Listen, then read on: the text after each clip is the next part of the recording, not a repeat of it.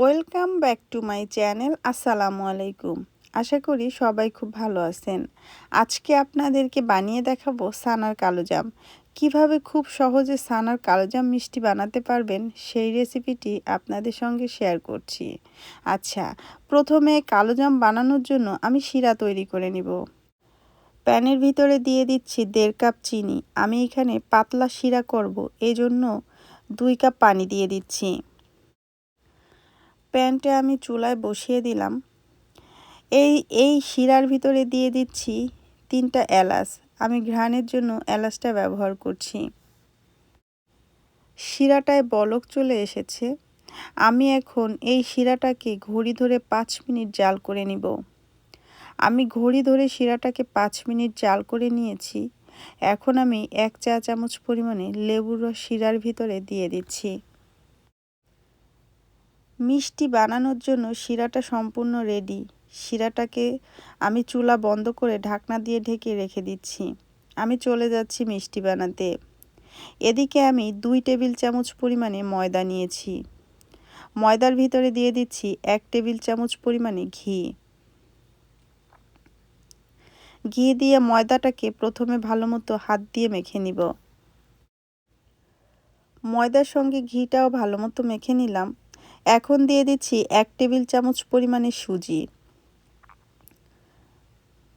সুজিটাকেও ভালোমতো মেখে নিচ্ছি। ময়দা, ঘি আর সুজি ভালোমতো মাখানো হয়ে গিয়েছে। এইগুলো একটা সাইডে থাক। এখানে নিয়েছি 1/2 কাপ ছানা আর সাথে নিয়েছি 2 টেবিল চামচ পরিমাণে গুঁড়া দুধ। আমি এইখানে গুঁড়া দুধ নিয়েছি। গুঁড়া দুধের পরিবর্তে চাইলে কেউ এখানে 2 টেবিল চামচ পরিমাণে মাওয়াও ব্যবহার করতে পারেন। ছানা আর গুঁড়া দুধটা আমি 4 থেকে 5 মিনিট হাত দিয়ে প্রথমে ভালো করে মেখে নিব। যারা বাসায় মিষ্টি বানাতে গিয়ে ফেল হয়েছেন, এইভাবে একবার মিষ্টি বানিয়ে দেখতে পারেন। পারফেক্ট মিষ্টি আপনাদের বাসায়ই তৈরি করতে পারবেন। ছানাটাকে আমি 4-5 মিনিটের মতো মেখে নিয়েছি। দেখেই বুঝতে পাচ্ছেন আমি কেমন করে ছানাটা মেখে নিয়েছি। এখন আমি দিয়ে দিচ্ছি আগে থেকে ময়দা, ঘি আর সুজি যে মেখে রেখেছিলাম ওই মিশ্রণগুলো দিয়ে দিচ্ছি। ছানার সঙ্গে ভালো মতো ময়দা, সুজি আর ঘিটাকেও মেখে নিব। প্রায় আরও 3-4 মিনিট মেখে নিলাম। এখন দিয়ে দিচ্ছি 1.5 টেবিল চামচ পরিমাণে চিনি।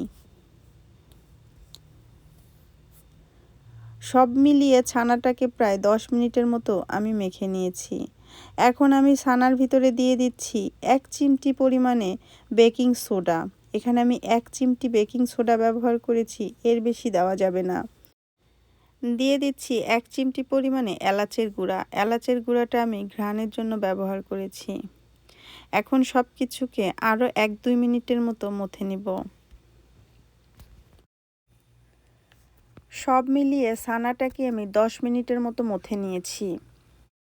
মিষ্টিটা আমি কিভাবে বানাচ্ছি স্টেপ বাই স্টেপ ফলো করতে হবে। ছানাটা সম্পূর্ণ মথা হয়ে গিয়েছে। এখন আমি এই ছানাটা দিয়ে মিষ্টি তৈরি করে নিব।